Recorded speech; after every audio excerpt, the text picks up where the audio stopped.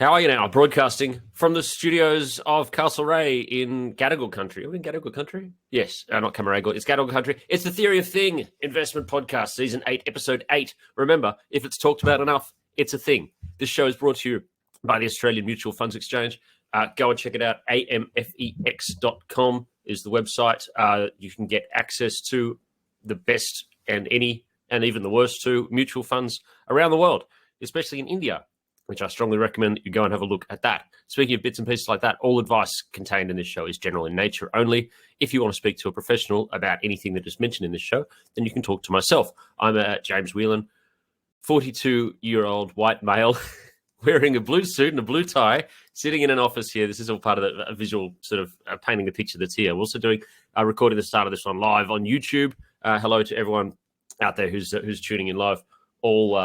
None of you. Thank you. So we're right here. We've got my producer Gregory, who's just in the background here, just tapping away, doing a fantastic job as we go along. So that's me. I'm James Whelan. I've lost my script because that's how this goes. And I'm joined as always by Heath Moss of HLM Investments. Heath, how are you now? Very well, thanks, mate. Good morning to you, to your producers at Greg, and everyone else out there. How are we going? Yeah, fantastic. Now, this episode has been recorded in Sydney. It is the 2nd of June, 2023. The time is 9:35 a.m. That's why it keeps disappearing. I keep losing my script. Now, a few questions that we've got, and then I'm just going to cut the live feed here. But are we entering into a June swoon? What did May do? What we've got ahead?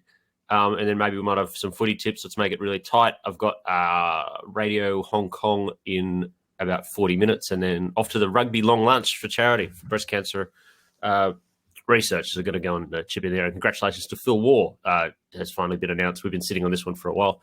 Phil Waugh just announced the CEO of Rugby Australia, so congratulations to him as well. I think that's out. Yeah, good enough.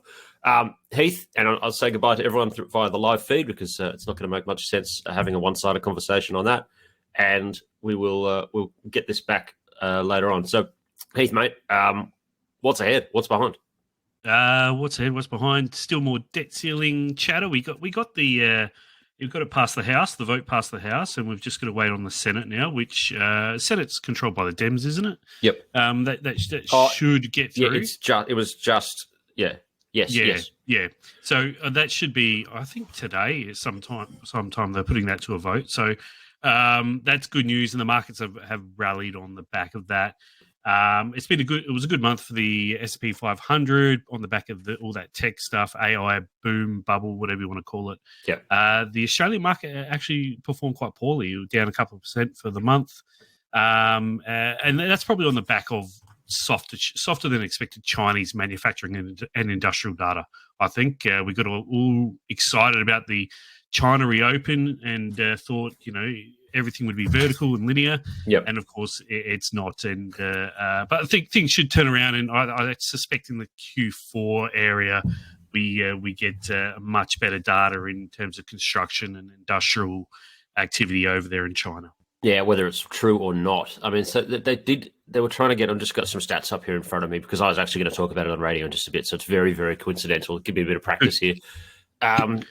Fixed asset investment. So China's servicing demand has been resilient. The sales of consumer durables have been disappointing, largely dragged down by cars.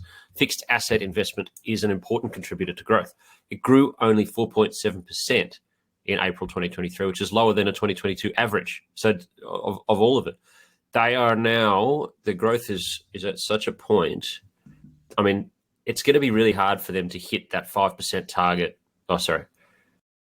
The target that they set at the Communist Party meeting back in whenever it was to go for 5% growth was underwhelming. They will probably get to that, and now they've just got to hurry up and go for it. That's sort of where I see the big turnaround that's going to happen there. Yeah, it takes, especially for big projects, big construction and infrastructure projects, it takes a while for these things to break ground and start going. And all this, credit that they flushed through the system in the second half of last year will only start hitting the streets, in the second half of this year. It takes a while to feed through the system. Yep. And that's where we'll see that resources demand and iron ore demand, etc., come back into the fray. So I'm not too concerned. Services is fantastic. They're still looking really good. They're buying their Nike and Apple and all those sort of things and going out for dinner, etc., and flying and traveling everywhere. Students are coming back to Australia. So the other side of things, it will come back. It just takes a little bit longer. Yep. I've got no problem with that. Now, the month of May. How do you feel? How do you feel about how May went? Do you think that it wasn't a get out, it wasn't short, it wasn't anything. It was just ease off a little bit because going into May is usually a little bit seasonally weak. Yep. I'll tell you what, if it wasn't for tech, even then, just wasn't for NVIDIA specifically. Yeah, it was. I'd say disappointing. I mean, you had the AI boom over in the US, but outside of that, earnings were slightly better than expected in the US, but stocks really didn't do anything on the back of that outside of those top 5-6 names. And here in Australia, like I said, it was disappointing. I think that was led by the banks. The banks, especially the net interest margin expansion, I think was a lot lower than expected. And they do obviously face some headwinds, and Commonwealth Bank really put its stamp in the ground, showing why it's trading at the premium it is to the other banks as well. Its February earnings were far better than anything the other three put up. So overall, disappointing May. June, like you said, normally is pretty disappointing, flat to negative. Second half of July is when we really start moving positively again, and a bit of bullishness comes back into the markets. You have our August earnings season here in Australia, where most companies release their full year earnings. We'll have confession season this month here in Australia in June. Yep. But a lot of companies updating their earnings. We've already seen it start, but we'll get a few more come through. So it'll be interesting to see how many downgrades there are there, because I don't think we'll see too many upgrades. I think that we're just moving into that part of the cycle that is actually much weaker than people are giving it credit for. This two economies thing does continue on. In the US, the S&P gained 0.2% for the month of May. So it's 10 out of the past 11 years that the S&P 500 has finished green in May, and it was only up 0.01% last year. And what was it? As it said, 0.25%. This year. So the recent returns weren't off the charts by any measure. Looking specifically at this year, tech added more than 9%. This is all coming from Ryan. I can't remember his name. Mate, I'm having an absolute shocker today. Don't worry about anything I say today or do. Tech added more than 9% in May, thanks to excitement over at AI, AI landed with NVIDIA. Communication services and consumer discretionary also in the green. I'm looking at the difference between, and this is the stats that I've just got in front of me here. The difference between the equal weighted and index weighted S&P 500 is the biggest that I think it's ever been, the difference between those two things. Equal weighted is trailing cap weighted by about 10%. Yep. Which is just insane. And I was just saying, I'm tracking the top 10 stocks of the S&P 500 and how much they are contributing to the S&P. And it was pushing up into the 90s, which is just the highest on record that the top 10 stocks are doing all that moving. And now I think it was 104% contribution. 104%. So I'm baffled as to how that works mathematically. But it means the rest of the market went negative. Exactly it. That's what you just have to think about there. It's extraordinary. The market is being held up by a few names. In February, the number of companies in the 500 above their 200-day moving average was twice what it is now. So the number of companies is halved.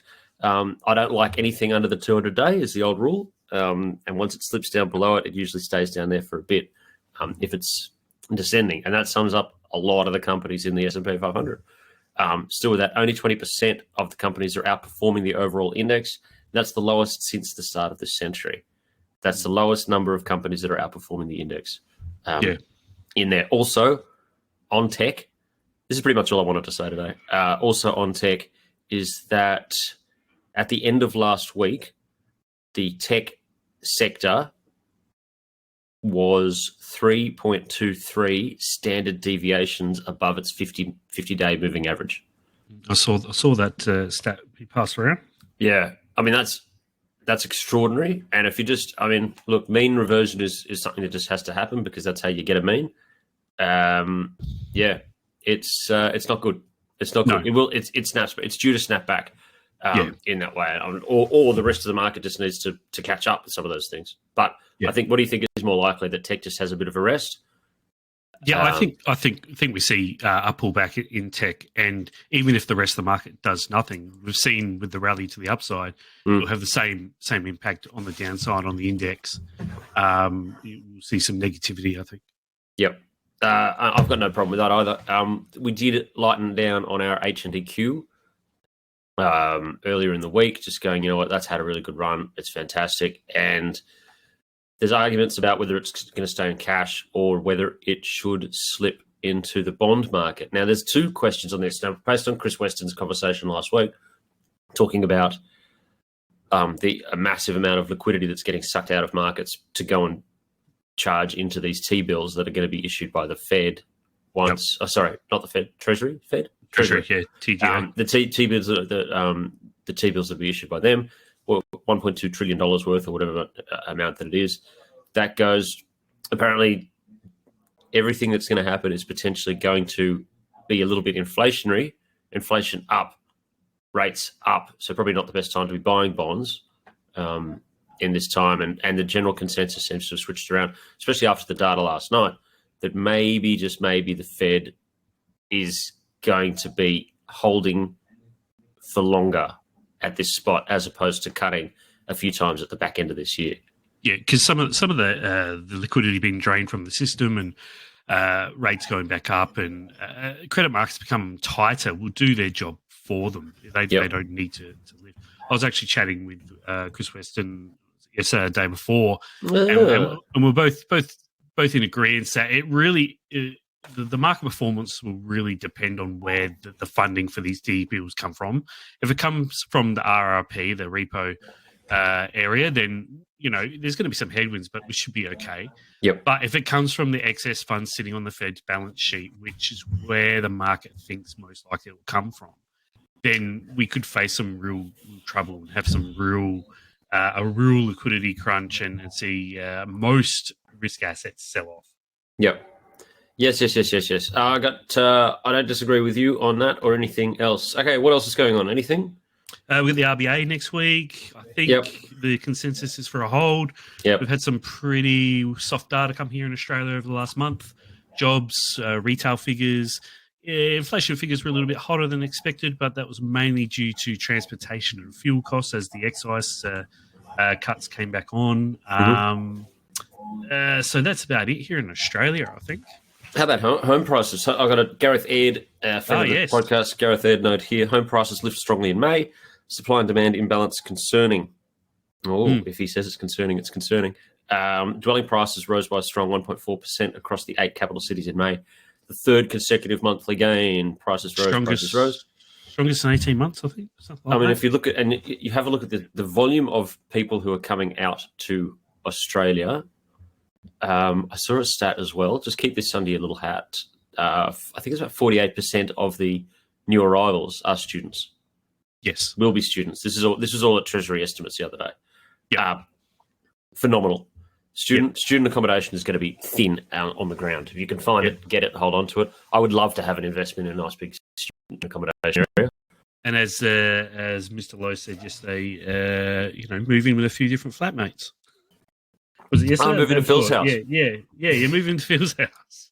Moving to Phil's house. Taking some students. But yeah, he did suggest that people find a few flatmates, have more people in the same dwellings, which makes sense for students. I mean, come on. I mean, you don't need a whole house or apartment to yourself there as a student. But yeah, I think we'll also conversely see a lift in apartment and multi-dwelling construction as well, in line with this. It's been the way in the past that there's been a high correlation between the two, those and high student intake. Yep. So I think we'll start to see that again, which obviously will help lending and the banks. Good. All right. Footy tips. Footy tips. Hang on. I need a trade. I need a trade of the day. I actually don't have any individual stocks that I'm looking at buying. I'm not amazingly good. Like I said, we've eased out of tech, and not even looking and just staying in cash for a little bit now. Traditionally, June is a weak month, and I'm thinking that it will continue to be a little bit stagnant. Looking at a pick up and re-entering back in the market just before the end of the quarter. That'll be us. I've actually been cycling some money into mineral resources this week. Minres? Yeah. Old school. MIN, the code, about $68 a share. Yep. Based on their lithium story. Going to double production over the next couple of years. Trading, this is on Macquarie's research report. So trading in a mere 5 times forward earnings for full year 24 with a 10% yield. So I'm like I've said in the past, in the last few weeks, I like the lithium story again. Have tipped a couple of lithium stocks there, and this one comes on the back of it as well. It's a much larger producer as well, sort of in the same vein as a Pilbara, around the same levels will be. So I think around this time, and Macquarie have a price target of around $115 on them. They're currently about 68. So do with that as you wish. All right. I'm looking at some managed funds. I think, and currently what I'm looking at is Indian ESG funds. I think that the flow of money into ESG is going to continue. Like I said, I mean, the big part of my Indian thesis revolves around the fact that you've got so much money that is being created and generate wealth, just from a growing middle class, that it needs to stay in their system. They've got these systematic investment plans, SIPs, and so that sort of keeps, just basically like our super. I think I mentioned this last week, a little bit like our super fund industry, but just at a personal level. You set up your own little account, takes a bit of your money every week or month, and puts it into the market. It usually goes into managed funds, and it usually almost always stays inside India, in the Indian market. It's a forced closed system. So, and with the growing population that they have, growing younger people, that stock pickers are saying that ESG flows are going to be huge, and they are, and those managed funds have already gone up. I think they've probably got a little bit more to go if you want to have that just sitting in your portfolio. So just have a bit of that. Go to amfex.com to try your hand and see if there's any managed funds or mutual funds in there that you might like. That's a word from our sponsor. Thank you very much, Amfex, for the sponsorship and for providing such an amazing product as well. Now, onto the footy tips. Yep. Heath? We had a good one last week. Did we? The Crows, the mighty Crom, as we call it here. Mate, we comfortable win over the Lions. Like I said, I think the Crows can beat anyone at Adelaide Oval. Yep.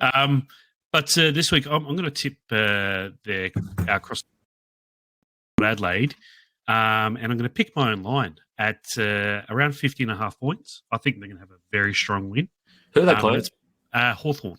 Oh, God, yeah. And that pays about $2.60. All right. I think the actual line? What, 50? 50.5, because the actual line's about 37.5, which I think is too low. I think they're in red hot form, won 8 in a row. I mean, Hawks aren't doing too bad, but I think at Adelaide Oval, Port are going to be way too strong and win by 10 plus goals. So I'm going to be a little bit more conservative and go 50.5, which is about $2.60. Okay. Nice work. I'm going to go. I think the Penrith Panthers are going to thrash St George.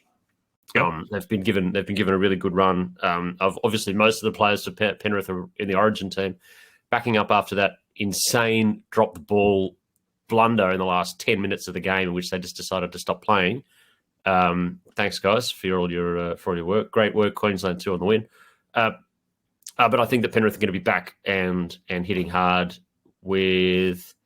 What's the start? I think it's like 16.5. I think they'll beat this. They'll beat that start against St George. So $1.90. Put that in your skyrocket and good work. I think we got a win last week. I can't remember what I tipped. Actually, I think it was the Tigers. Yeah, I think you did have a win. Yeah. Okay. Yeah. Well, that's good enough for me. I'll say that. Like all portfolio managers, don't ask me for my performance results because they're always good. Do you see the State of Origin crowd here in Adelaide during the week? It looked great, mate. I'd love to be over there. We heard a stat. Just on the radio the next morning, it was our best ever Wednesday for hotels here in South Australia. Wow. Wednesday night. And it was our third best night ever for hotels here in terms of, bookings, etc. I think it was beaten by like Ed Sheeran and someone else. I Yeah, can't okay. remember, here in Adelaide. So it really did draw those tourists in from the eastern states. All right, I got to get this thing done. Anything No else? worries. No, that's it. Okay, mate. I'll talk to you later. Have a good one. Have Thanks, a good everyone, one, for joining us. See you later. Sarah Heath, say what you're going to say. No, that's it. See you later. Okay, good on you. Thanks, everyone, for joining us. Talk to you later. Bye.